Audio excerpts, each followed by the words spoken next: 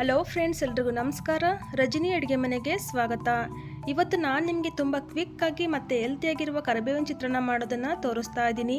ನೀವೇನಾದರೂ ಈ ರೀತಿ ರೈಸ್ನ ಮಾಡಿದ್ರಾ ಅಂತ ಹೇಳಿದರೆ ಇದರ ರುಚಿ ಯಾವಾಗಲೂ ಕೂಡ ಮರೆಯಲ್ಲ, ಅಷ್ಟು ರುಚಿಯಾಗಿರುತ್ತೆ. ಹಾಗಾದರೆ ಬನ್ನಿ, ತಡ ಮಾಡದೆ ಯಾವ ರೀತಿ ಮಾಡೋದು ಅಂತ ನೋಡೋಣ.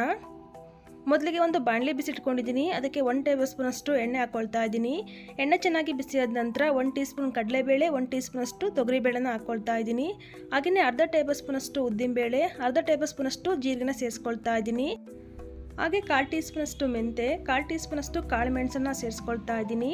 ನಂತರ ಇದಕ್ಕೆ 4 ರಿಂದ 5 ಒಣಗಿರೋ ಮೆಣಸಿನಕಾಯಿ, ಸ್ವಲ್ಪ ಹುಣಸೆಹಣ್ಣನ್ನು ಸೇರಿಸ್ಕೊಂಡು ಲೋ ಫ್ಲೇಮಲ್ಲಿ ಚೆನ್ನಾಗಿ ಫ್ರೈ ಮಾಡ್ಕೊಳ್ಬೇಕಾಗುತ್ತೆ. ನೋಡಿ, ಸ್ವಲ್ಪ ಕಲರ್ ಚೇಂಜ್ ಆದ ನಂತರ 1 ಕಪ್ನಷ್ಟು ಕರಿಬೇವು ಸೊಪ್ಪನ್ನ ಸೇರಿಸ್ಕೊಳ್ತಾ ಇದ್ದೀನಿ. ಫ್ರೆಶ್ ಆಗಿರೋ ಕರಿಬೇವು ಸೊಪ್ಪನ್ನು ತಗೊಂಡ್ರೆ ತುಂಬಾ ಚೆನ್ನಾಗಿರುತ್ತೆ. ಇದನ್ನು ಕೂಡ ಒಂದು 2 ರಿಂದ 3 ನಿಮಿಷ ಫ್ರೈ ಮಾಡಿಕೊಂಡ್ರೆ ಸಾಕು. ನೋಡಿ, ಈ ರೀತಿ ಫ್ರೈ ಮಾಡ್ಕೊಂಡ ನಂತರ ಲಾಸ್ಟಲ್ಲಿ 2 ಟೇಬಲ್ ಸ್ಪೂನ್ ಅಷ್ಟು ಒಣ ಕೊಬ್ಬರಿನ ಸೇರಿಸ್ಕೊಳ್ತಾ ಇದ್ದೀನಿ. ಒಣ ಕೊಬ್ಬರಿ ಹಾಕೊಳ್ಳೋದ್ರಿಂದ ಒಂದು ಎಕ್ಸ್ಟ್ರಾ ಟೇಸ್ಟ್ ಕೊಡುತ್ತೆ. ಒಂದ್ಸಲ ಚೆನ್ನಾಗಿ ಮಿಕ್ಸ್ ಮಾಡಿಕೊಂಡು ಸ್ಟವನ್ನು ಆಫ್ ಮಾಡಿಕೊಂಡು ತಣ್ಣಗಾಗೋದಕ್ಕೆ ಬಿಡಿ. ಕಂಪ್ಲೀಟಾಗಿ ತಣ್ಣಗಾದ ನಂತರ ಒಂದು ಮಿಕ್ಸರ್ ಜಾರ್ಗೆ ಹಾಕ್ಕೊಂಡು ಪೌಡರ್ ಮಾಡ್ಕೊಳ್ಳಿ. ಸೊ ನೋಡಿ, ಈ ರೀತಿಯಾಗಿ ಪೌಡರ್ ಮಾಡ್ಕೊಂಡಿದ್ದೀನಿ. ಮನೇಲಿ ಜಾಸ್ತಿ ಕರಿಬೇವು ತಂದಾಗ ಈ ರೀತಿ ಪೌಡರ್ನ ಮಾಡಿ ಒಂದು ಏಟೆಡ್ ಕಂಟೈನರ್ಗೆ ಹಾಕಿ 50 to 20 ಡೇಸ್ವರೆಗೂ ಸ್ಟೋರ್ ಮಾಡಿ ಇಡ್ಬೋದು, ಸ್ವಲ್ಪನೂ ಕೂಡ ಕೆಡಲ್ಲ. ಇವಾಗ ಒಂದು ಬಾಣಲಿಗೆ 2 ಟೇಬಲ್ ಸ್ಪೂನ್ ಅಷ್ಟು ಎಣ್ಣೆನ ಹಾಕ್ಕೊಳ್ತಾ ಇದ್ದೀನಿ. ಎಣ್ಣೆ ಚೆನ್ನಾಗಿ ಬಿಸಿಯಾದ ನಂತರ 1 ಟೀ ಸ್ಪೂನ್ ಅಷ್ಟು ಸಾಸಿವೆನ ಹಾಕ್ಕೊಳ್ತಾ ಇದ್ದೀನಿ. ಸಾಸಿವೆ ಚಿಟಪಟ ಆದ ನಂತರ 1.5 ಟೇಬಲ್ ಸ್ಪೂನ್ ಅಷ್ಟು ಕಡಲೆಕಾಯಿ ಬೀಜ, ಅರ್ಧ ಟೇಬಲ್ ಸ್ಪೂನ್ ಕಡಲೆಬೇಳೆ, ಉದ್ದಿನಬೇಳೆನ ಸೇರಿಸ್ಕೊಂಡು ಚೆನ್ನಾಗಿ ಫ್ರೈ ಮಾಡ್ಕೊಳ್ಳಿ. ಸ್ವಲ್ಪ ಕ್ರಿಸ್ಪ್ ಆದ ನಂತರ ಸ್ವಲ್ಪ ಹಿಂಗನ್ನು ಸೇರಿಸ್ಕೊಳ್ತಾ ಇದ್ದೀನಿ. ಹಾಗೆಯೇ ಸ್ವಲ್ಪ ಗೋಡಂಬಿನ ಸಹ ಸೇರಿಸ್ಕೊಳ್ತಾ ಇದ್ದೀನಿ. ಗೋಡಂಬಿ ಬಂದು ಆಪ್ಷನಲ್ಲು, ಬೇಕಾದರೆ ಹಾಕ್ಕೊಳ್ಳಿ, ಬೇಡ ಅಂದರೆ ಸ್ಕಿಪ್ ಮಾಡಿ. ಹಾಗೆಯೇ ಸ್ವಲ್ಪ ಕರಿಬೇವು, ಒಂದು ಒಣಮೆಣಸಿನಕಾಯಿನ ಮುರಿದ್ಬಿಟ್ಟು ಸೇರಿಸ್ಕೊಳ್ತಾ ಇದ್ದೀನಿ.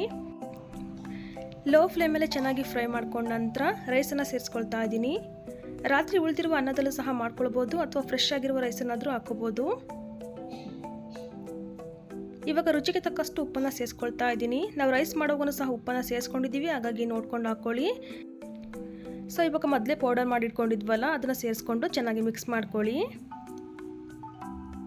ನಿಮಗೆ ರೈಸ್ಗೆ ಎಷ್ಟು ಬೇಕೋ ಅಷ್ಟು ಪೌಡರ್ನ ಸೇರಿಸ್ಕೊಂಡು 2 ರಿಂದ 3 ನಿಮಿಷ ಲೋ ಫ್ಲೇಮಲ್ಲಿ ಚೆನ್ನಾಗಿ ಮಿಕ್ಸ್ ಮಾಡಿಕೊಂಡ್ರೆ ಬಿಸಿ ಬಿಸಿಯಾದ ಕರಿಬೇವಿನ ಚಿತ್ರಾನ್ನ ರೆಡಿ. ಸೊ ನೋಡ್ಬೋದು ಎಷ್ಟು ಉದ್ರಾಗಿ ಬಂದಿದೆ ಅಂತ. ನೋಡಿದ್ರಲ್ಲ ಫ್ರೆಂಡ್ಸ್, ಎಷ್ಟು ಈಸಿಯಾಗಿ ಕರಿಬೇವಿನ ಚಿತ್ರಾನ್ನ ಮಾಡ್ಕೊಳ್ಬೋದು ಅಂತ. ಮಕ್ಕಳಿಂದ ದೊಡ್ಡವರೆಗೂ ಎಲ್ರಿಗೂ ಕೂಡ ಇಷ್ಟ ಆಗುತ್ತೆ, ಅಷ್ಟು ರುಚಿಯಾಗಿರುತ್ತೆ. ಖಂಡಿತ ಒಂದ್ಸಲ ಟ್ರೈ ಮಾಡಿ ಹೇಗಿತ್ತು ಅಂತ ಕಮೆಂಟಲ್ಲಿ ತಿಳಿಸಿ. ಇವತ್ತಿನ ಈ ವಿಡಿಯೋ ನಿಮಗೆಲ್ಲ ಇಷ್ಟ ಆಯಿತು ಅಂತ ಅಂದ್ಕೊಂಡಿದ್ದೀನಿ. ಇಷ್ಟ ಆದರೆ ಲೈಕ್ ಮಾಡಿ, ಫ್ರೆಂಡ್ಸ್ ಫ್ಯಾಮಿಲಿ ಜೊತೆ ಶೇರ್ ಮಾಡಿ. ಇನ್ನೂ ನಮ್ಮ ಚಾನಲ್ನ ಸಬ್ಸ್ಕ್ರೈಬ್ ಮಾಡ್ಕೊಂಡಿಲ್ಲ ಅಂದರೆ ದಯವಿಟ್ಟು ಸಬ್ಸ್ಕ್ರೈಬ್ ಮಾಡಿಕೊಂಡು ಪಕ್ಕದಲ್ಲೇ ಕಾಣೋ ಬೆಲ್ ಬಟನ್ನು ಸಹ ಕ್ಲಿಕ್ ಮಾಡಿ. ಮತ್ತಷ್ಟು ಈಸಿ ರೆಸಿಪಿಗಾಗಿ ನಮ್ಮ ಚಾನಲ್ನ ಸಬ್ಸ್ಕ್ರೈಬ್ ಮಾಡ್ಕೊಳ್ಳಿ. Thank you for watching.